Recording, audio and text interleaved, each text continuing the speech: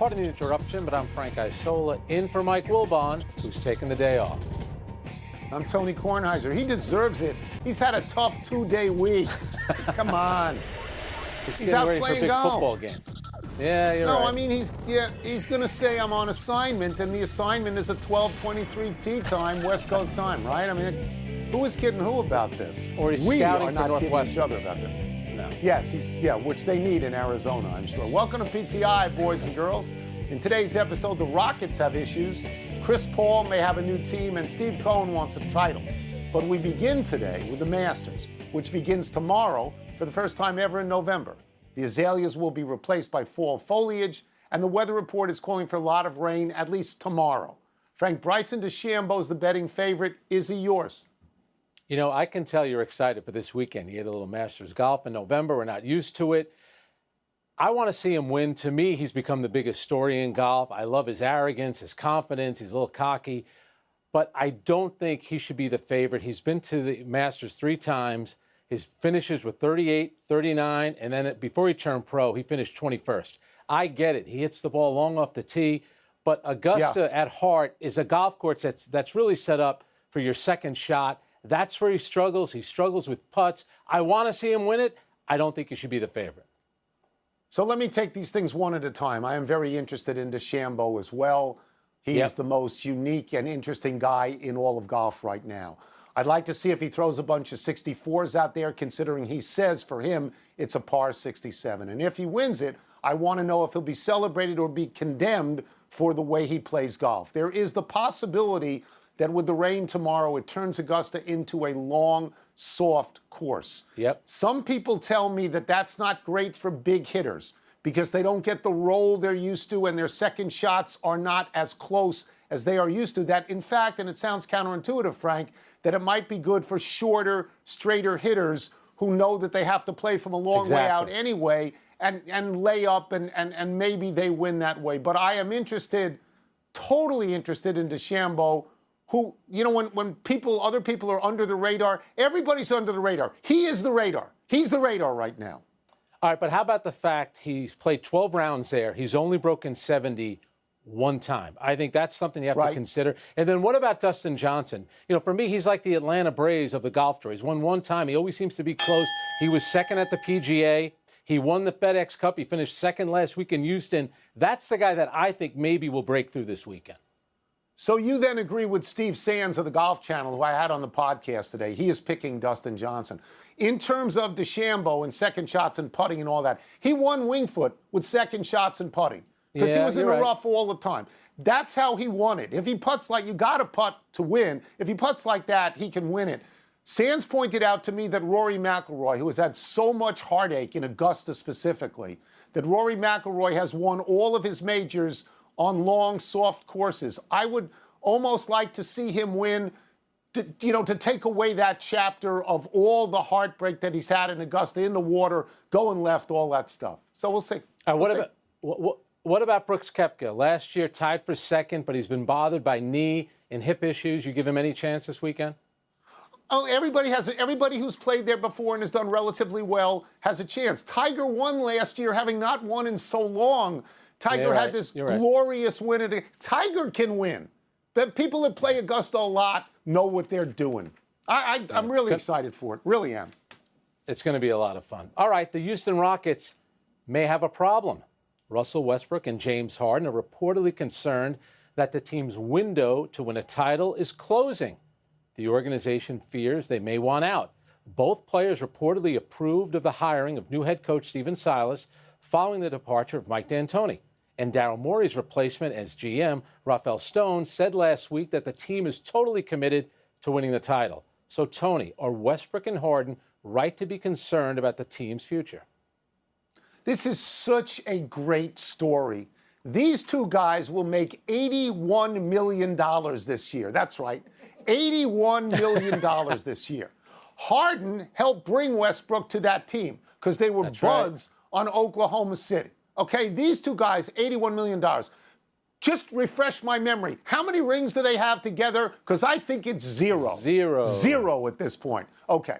So if you are with the Nets and you have to listen to Kevin Durant and Kyrie Irving talk about what's wrong with the team, at least when you look on their hands, they have rings.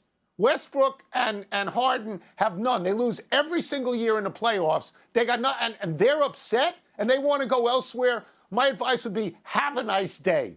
Go elsewhere.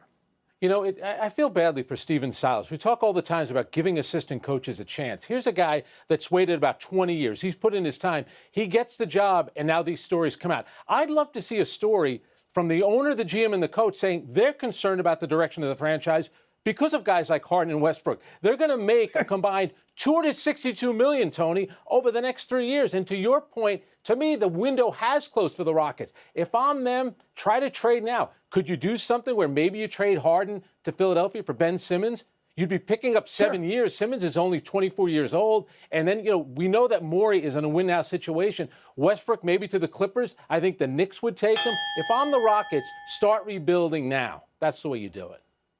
See, it's not like they don't get in the playoffs every year and lose every year, right? They lose every year. And yeah, exactly. They made it to a conference finals, but I think that window, as we said, it's closing. Get out now before you have to pay them all that money. Staying in the NBA and taking point guards who don't win for 800, it's being reported that Chris Paul may be heading to Phoenix. The Suns are actively pursuing Paul, who spent last season in Oklahoma City and has 2 years and $85 million left on that deal. Frank, what would Chris Paul do for the Suns? Okay, I just want to warn you. If this trade does happen, you do realize you'll never see Michael Wilbon out of the state of Arizona. He will be there 365 days. Wait. You do get that. No, I've made notes on that. We are going to have to talk, when he moves to Arizona, we're going to have to talk about the Diamondbacks and the Coyotes. I don't know a single player on either of those teams. And every single day we will have to talk about Chris Paul and Kyler Murray, even if we're not talking about Chris Paul and Kyler Murray, in the way that every time he talks about Arizona now he mentions Larry Fitzgerald, who at least I like. At least I like Larry Fitzgerald. So, yes, I'm aware of this. Yes, please go ahead. I'll tell you what, though. If I'm Phoenix, I want to do this deal. I haven't made the playoffs for 10 straight years. Chris Paul, I get it. He hasn't won a championship, hasn't been to a finals. He's been to the playoffs the last 10 years. Think about what he did in Oklahoma City. You take a young team, he's a leader. He builds the culture there. Devin Booker, DeAndre Ayton, good young players. They won their final 8 games last year in the bubble. They still didn't make the playoffs.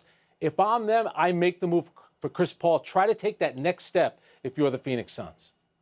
So I got to ask you about Chris Paul, because I thought this year at Oklahoma City, he was terrific. To me, he was an MVP at Oklahoma City. But I've been slamming him for a long time because all I ever heard was, I knew that he didn't win, and all I ever heard was that teammates didn't particularly like him because he was that bossy. Friends of mine who I like a lot say I'm dead wrong on Chris Paul. Am I dead wrong on Chris Paul? I'll take it from you. He's a terrific guy, number one, but I think he's the kind of player, he's nasty on the court, he's nasty with officials, his teammates, because he's trying to get the best out of them, and that's what he does. And isn't it interesting? 2 off seasons ago, all we talked about with Chris Paul was you want to stay away from that contract at all costs. Now it's all these young teams. Oklahoma City, it worked out with them, and now the Phoenix Suns are thinking about making a similar move. I think it'd be smart if they did it. The only thing I worry about, let me just interrupt for a second. I look at the West. I see the Lakers. I see the Clippers. I see the Nuggets. I think I see the Mavericks coming up. I mean, I'm just not certain that Chris Paul has the impact that, say, Anthony Davis did on the Lakers. But Tony, at some point, if you're Phoenix, you've missed the playoffs for 10 straight years. You have to make some kind of move, and he'll be the kind of leader that they need. And I think he'll demand accountability, and I think he'll be good. All right, let's move to baseball, where the new owner has Met fans feeling hopeful. Billionaire Steve Cohen told the media yesterday that he bought the team for the fans and wants to make millions of people happy. Isn't that a good thing? He said he wants to hire the best and the brightest, so Tony, maybe you'll be the manager, that he'll pursue free agents and build the farm system, that he's not in this to be mediocre, but to be great, and that he'll, quote, be slightly disappointed if the team doesn't win a World Series in the next 3 to 5 years. Tony, do you have confidence in Steve Cohen's confidence? So I read much of what he said. I didn't find it obnoxious. I found it reasonable. He said he would build up the team, the farm system, everything that you said. It sounded at times to me like what David Tepper said when he took over the Carolina Panthers. And that how, it felt like I'm smarter than you and I'm ahead of the curve. There's a little of that. And I thought David Tepper was a little bit of a blowhard. Now I look at the Carolina Panthers, and their record isn't good, but I actually think they are going absolutely in the right direction. So I will say that as somebody who rooted for the Mets as a kid, that's the team of my youth. I'm going to wish this guy a lot of success. Frank, they haven't had any money for a while. He has money. He's willing to spend the money. I think that's important. You just said it. He has his own money. After what happened with the Bernie Madoff situation, that was the problem for the Mets. Yeah. And Tony, they operated like a small market team. You're in the same city as the Yankees. You got, Boston up the road. You play them when interleague. You got the Chicago Cubs, the Dodgers acting like big market teams, and you pursue, and you don't go after enough free agents. Do you realize, think about this, Tony, since winning the World Series 36 years ago, they've made the playoffs 6 times. And that's with expanded playoffs. This is the New York Mets we're talking about. It's just unacceptable. And you know how it is. This is an organization built on pitching. I get all that. They need to go out and make big moves, but it also starts with rebuilding the farm system. So let me just speak on Steve Cohn, because the last time you were on, you caught me on Sue Bird from Syosset High School. I'm not going to let you catch me again. He went to Great Neck North High School. I am familiar with Great Neck North High School. He said that he was a fan as a kid, and he saw them in the Polo Grounds. And they were in the Polo Grounds for 62 and 63 when Ed Kranepool was a rookie, and maybe I saw him there too. Plus, he went to Penn, and my kid went to Penn. So I'm all in with this guy at this point. I'm in with this guy. You're one of the best and the brightest that he wants. He's going to call you. Coming up is Bucs coach Bruce Arians being too tough on Tom Brady. Maybe. And Kevin Cash made the most criticized move of the postseason. So what's the word for him winning AL Manager of the Year? So you're into the owner. I just didn't want you to catch me on Long Island high schools again. I didn't want you to say, oh, by the way, he went to Great Neck North.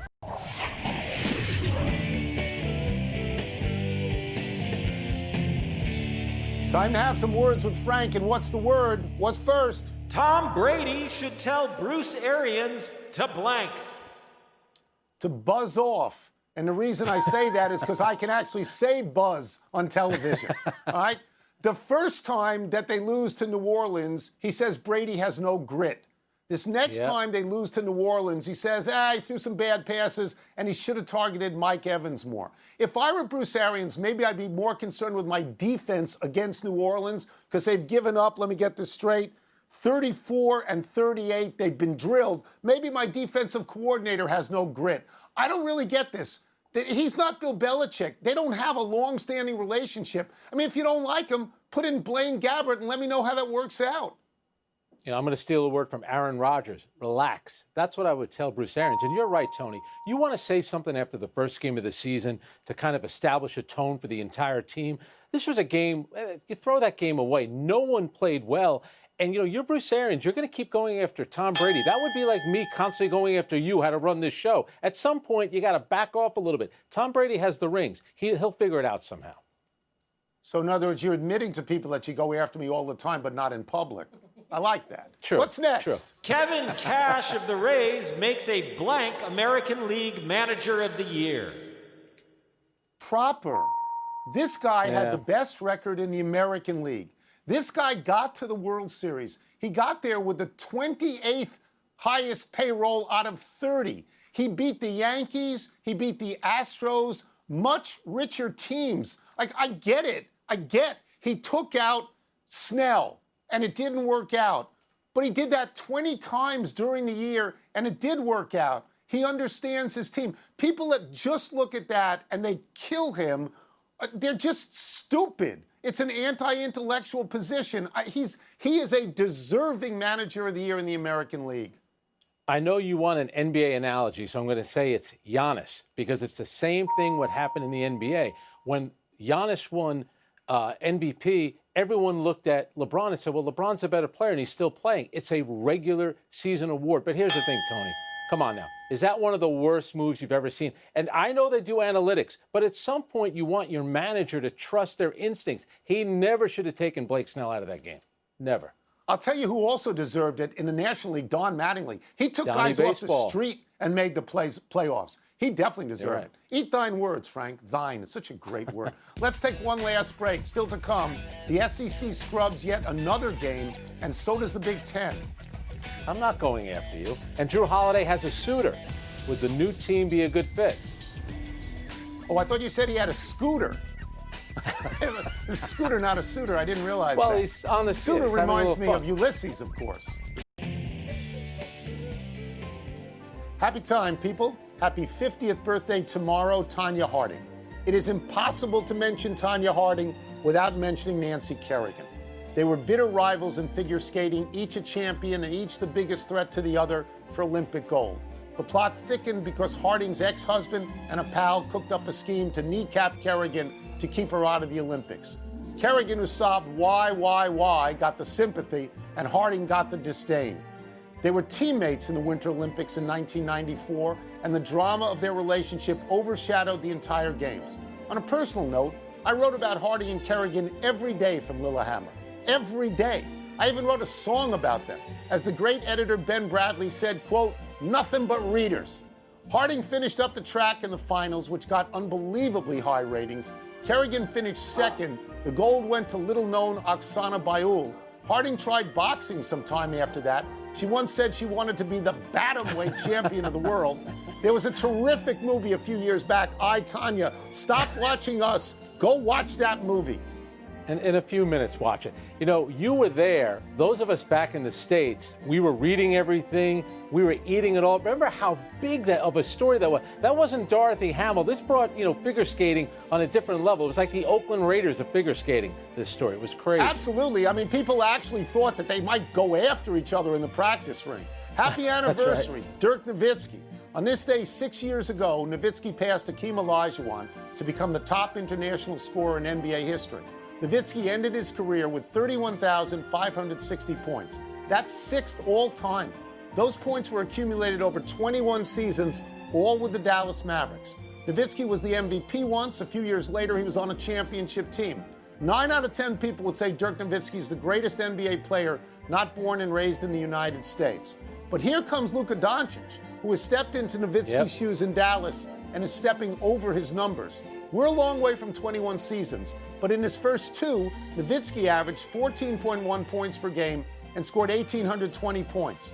Doncic has 3,285 points in 2 seasons. He's averaging 24.7, and he's only 21 years old. Nowitzki developed into an unstoppable offensive player. Doncic is different. He's a point guard, but the comparison is obvious, isn't it, Frank? It really is. Dirk was a classy guy. He's a legend, but Doncic really has a chance to be special. Got a little Magic Johnson in him. His size, his ability to be a playmaker. He's going to have a great career ahead of him. Yeah, and he doesn't only look for the shot. He passes great. No, Happy that's right. trails to this weekend's Georgia-Missouri game. This game has been postponed due to a combination of positive tests, contact tracing, and subsequent quarantine in the Missouri program. This is the 4th SEC game to be postponed this week. Alabama, LSU, Texas A&M, Tennessee, and Auburn, Mississippi State have also been postponed. At the moment, only 3 SEC games will be played as scheduled. Saturday's Pac-12 game between Cal and Arizona State is in jeopardy because several Cal players, including their entire defensive line, remain in quarantine due to contact tracing related to 1 positive test on the Cal roster. If this game is canceled, it'll be the 2nd straight Cal game to be lost. This is college football, people, not the NFL. In college football, conferences, states, and cities all have different protocols. In the NFL, there is one coherent policy. All right, you left one out. Maryland coming off of a big win against Penn State. Their game against Ohio State is off. 8 players on the Terps, at least 8 have tested positive. But where is this going to leave Ohio State? Can you guarantee me they'll be in the Big Ten championship game? Here's what I can guarantee you. The Big Ten will change its rules to accommodate Ohio State being in the college playoffs. The Big Ten's rule now is you got to play 6. If you don't play 6, you're not in. No. If Ohio State goes down to 5, suddenly there'll be an emergency meeting because you don't want to miss that, Frank. Don't you agree with that? Oh, absolutely. I know Wilbon's going to get upset. He's going to want to see Northwestern in there, but I think Ohio State will be undefeated. They'll be in that game, 100%. That's what I think. Let's go to the big finish. The Oklahoma City Thunder is promoting Mark Daigneault, hope I got that pronunciation right, because I don't know him, to be their new head coach. You know the NBA. Do you like that move? You know, the word was they were always going to hire from within. He was their G League coach. By the way, he got his start as a manager on UConn under Jim Calhoun. All right, the Cy Young winners will be announced tonight. Who you got, Tony? I got Trevor Bauer and either Justin Bieber or Shane Bieber, one of the Biebers. The Knicks shut down their facility after 3 positive tests. Are you concerned? Oh, the Knicks need practice. I think Tom Thibodeau was probably in the parking lot still running a practice outdoors. Mark Stein reports that the Hawks have emerged as a potential trade destination for Jrue Holiday. Does that make sense? Take some pressure off Trae Young in the way that Chris Paul would take some pressure off Devin Booker. It does make sense in that regard. Last one, action tonight. 3 games. Go ahead, pick one quick. I'm going to go Western Michigan over Toledo. You can watch it here. Okay. Out of time. Try and do better the next time. And I'm Tony Kornheiser. And I'm Frank Isola. PTI is off until Monday because of the Masters, so you can get the PTI podcast on the ESPN app or Apple Podcasts. And now, here's SportsCenter.